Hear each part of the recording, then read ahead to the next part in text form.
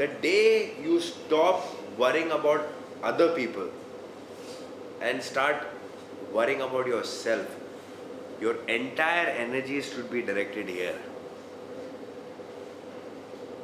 आप वो पैसे कमा रहा है, आपको तो देगा नहीं.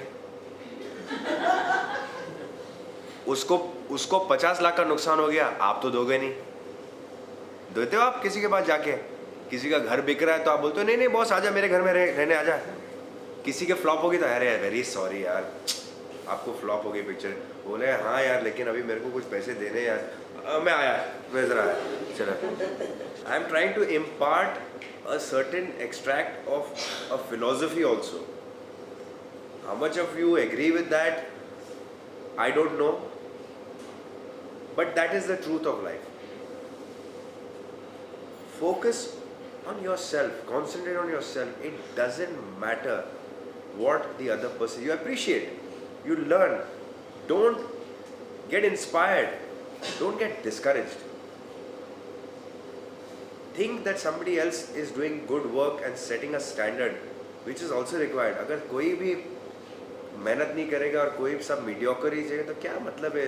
Do you want to excel in अंधों में काना राजा बनना है आपको? आपको वहाँ कमाल करना है जहाँ दुनिया बोलती है कि ये सब महारथियों में करके गया यार. See, I have unfortunately not done so much of work, which obviously you all know from whatever reason. The few directors that I have worked with, who I've enjoyed, I'm 100% sure that Priyadarshan is definitely one director that I like. For the simple reason is he is very confident about what he wants, and he's very confident about what he wants from an actor, and he's a very satisfied director. क्या होता है? He has understood the blend between commercialism and art. Of course, we are all artists. We all want to do, we want to excel. But everybody has a time to excel. It's like आप circus में जाते हो ना, तो वो wheel tyre के through आपको या कोई आपको तोड़ना पड़ता है, तो आपको 3 बॉल मिलते हैं ना, 3 ही मिलेंगे ना.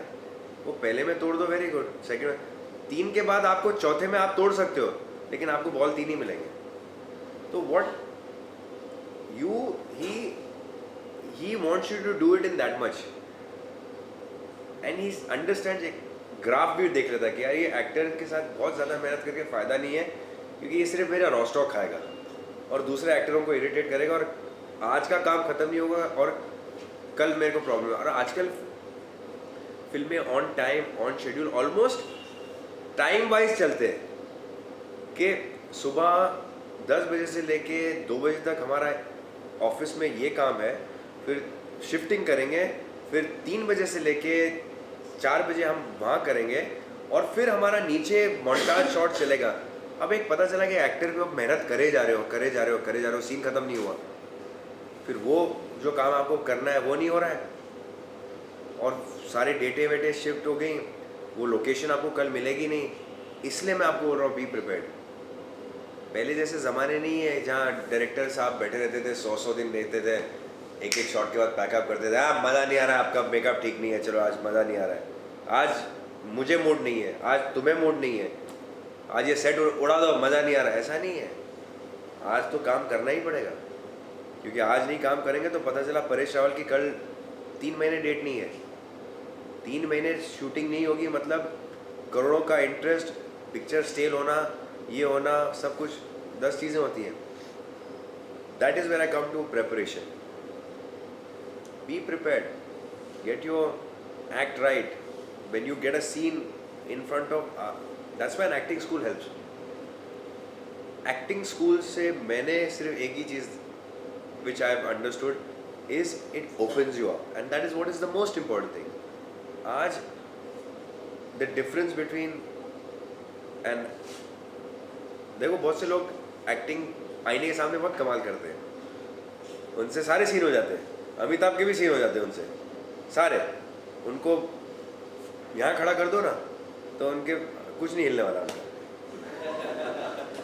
और कुछ लोगों को ऑडियंस चाहिए करने के लिए, उनको ऑडियंस से वो चार्ज हो जाते हैं, उनको वो एक्टर वही है कि जो सामने लोगों के, अभी मैं I myself am a very shy person, you tell me to do a scene, I'll be very conscious. So you have to get that thing out. Not that every actor who comes is like that. Personality भी होती है.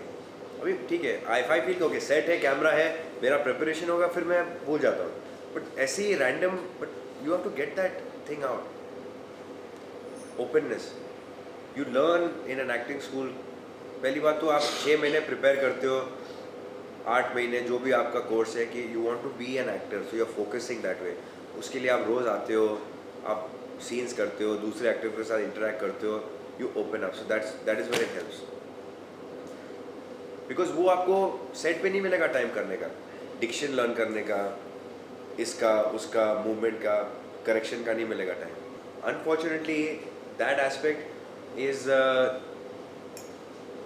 given to the most successful actor. Depends on who is successful takes the hit.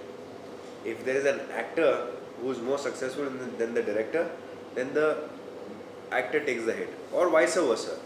But they are equally responsible. But then if you are convinced on a certain subject, who is to decide whether it's right or wrong? जो picture चलती है वो right हो जाती है, जो picture नहीं चलती है वो रॉन्ग हो जाती है. आज जाने मन नहीं चली.